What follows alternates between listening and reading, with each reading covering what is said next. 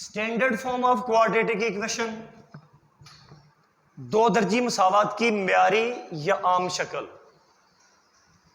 Standard को general form भी कहते हैं, general form of quadratic equation. सबसे पहले यह कि क्वाड्रेटिक इक्वेशन क्या होती है? सेकंड डिग्री इक्वेशन, जिसमें वेरिएबल का सबसे बड़ी पावर 2 हो, उसको क्वाड्रेटिक इक्वेशन कहते हैं। ये मैं एक्सप्लेन कर चुका हूं। अ सेकंड डिग्री इक्वेशन, जिसको आप क्वाड्रेटिक इक्वेशन भी कहते हैं, second degree equation in one variable X, कि जिस इक्वेशन के अंदर एक वेरिएबल एक्स हो, ऑफ द फॉर्म ऑफ, और उस इक्वेशन की फॉर्म कैसी होनी चाहिए? A X square plus B X plus C equal to 0। अब यहां पे लिखा है where A is not equal to 0। तो स्टूडेंट्स, अब ये X square, A X square लिखा हुआ है ना, अब इस ए के बारे में कहा है कि ये 0 नहीं होना चाहिए, क्योंकि मैं आपको बताता हूं, अगर ए एक्स स्क्वायर अगर ये ए 0 हो गया तो 0 मल्टीप्लाई एक्स स्क्वायर, ये इसके साथ मल्टीप्लाई होगा तो ये पूरी वैल्यू को, इस पूरी वैल्यू को 0 कर देगा। तो यहां पे क्या होगा? ये एक्स स्क्वायर खत्म हो जाएगा, तो ये क्वाड्रेटिक इक्वेशन का तस्वर खत्म हो जाएगा। ये क्वाड्रेटिक इक्वेशन नहीं रहेगी, ये दो दर्जी मसावत नहीं रहेगी। ठीक, इसलिए कहा कि ए इज नॉट इक्वल टू 0 के ये ए जो है ना, ये एक्स स्क्वायर का कोएफिशिएंट ये 0 नहीं होना चाहिए।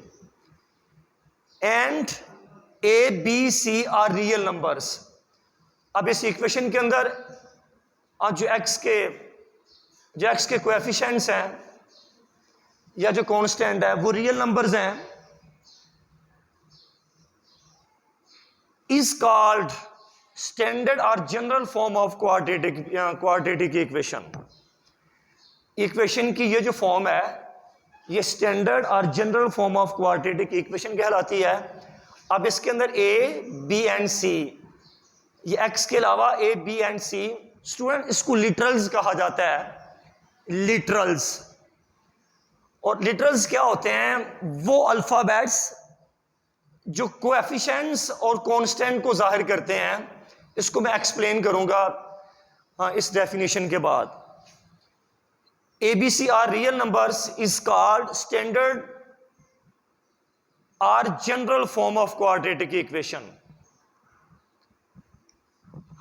अब इसमें ये देखना है कि इस इक्वेशन की शक्ल कैसे है कि तमाम वैल्यूज एक तरफ हैं और एक तरफ 0 है, तो इसी को standard form of quadratic equation कहते हैं।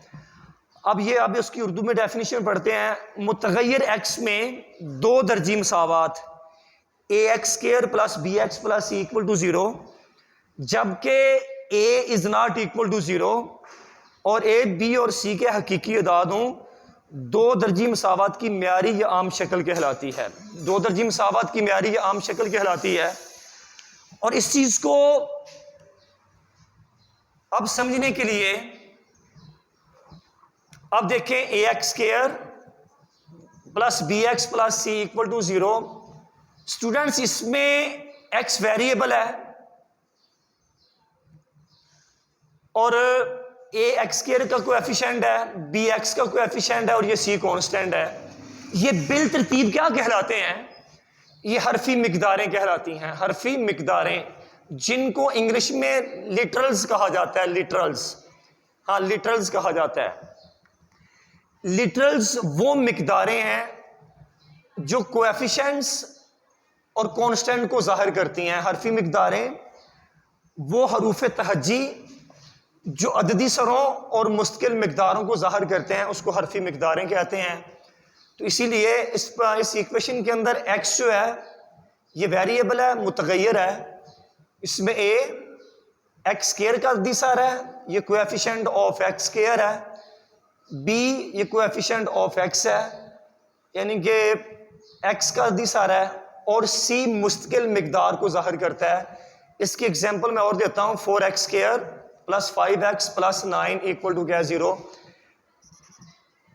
ये एक्स स्क्वायर का कोएफिशिएंट है, ये एक्स का कोएफिशिएंट है और ये मुस्तकिल मिकदार है, ये कांस्टेंट है। तो अब ये बिल तरतीब ये 4a की वैल्यू होगी, 5b की वैल्यू होगी, और ये मुस्तकिल मिकदार जो बगैर x के होगी वो मुस्तकिल मिकदार कहलाएगी। In a pure quadratic equation, pure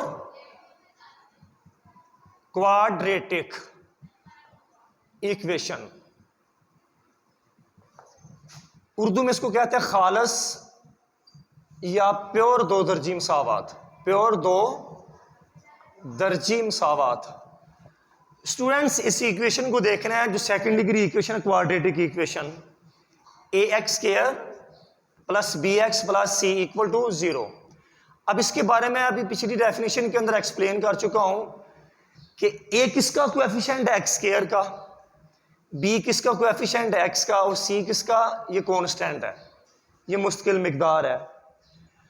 अगर किसी क्वाड्रेटिक इक्वेशन में ये b की वैल्यू हो, ये b की वैल्यू अगर 0 हो, b की वैल्यू 0, हाँ, तो वो इक्वेशन प्योर क्वाड्रेटिक इक्वेशन कहलाएगी। वो क्या कहलाएगी? प्योर या खालस दो दर्जी मसावत कहलाएगी। अब किसी भी दो दर्जी मसावत के अंदर, किसी क्वाड्रेटिक इक्वेशन के अंदर ये b, ये कोएफिशिएंट b जो है ना, अगर ये 0 हो तो ये क्या होगा? उसको प्योर दो दर्जी मसावत कहेंगे, खालस दो दर्जी मसावत, प्योर क्वाड्रेटिक इक्वेशन। अब हम इसको एग्जाम्पल के जरिए देखते हैं। x की power 2 minus 3x plus 5 equal to 0। Students हम देखते हैं कि इस इक्वेशन के अंदर b की वैल्यू क्या है।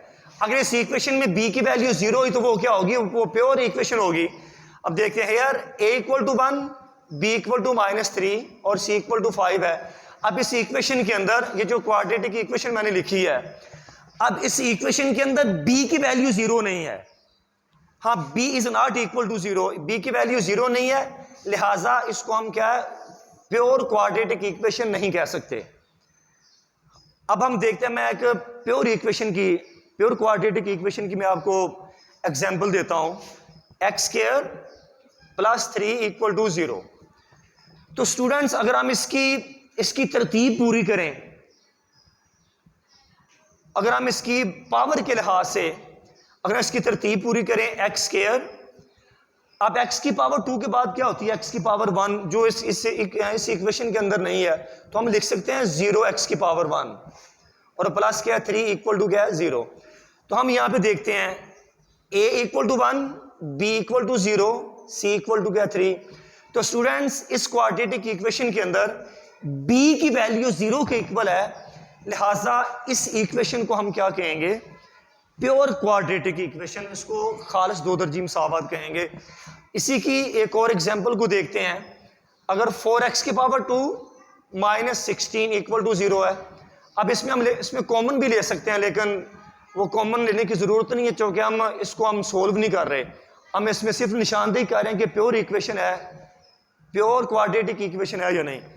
Hair a is equal to 4।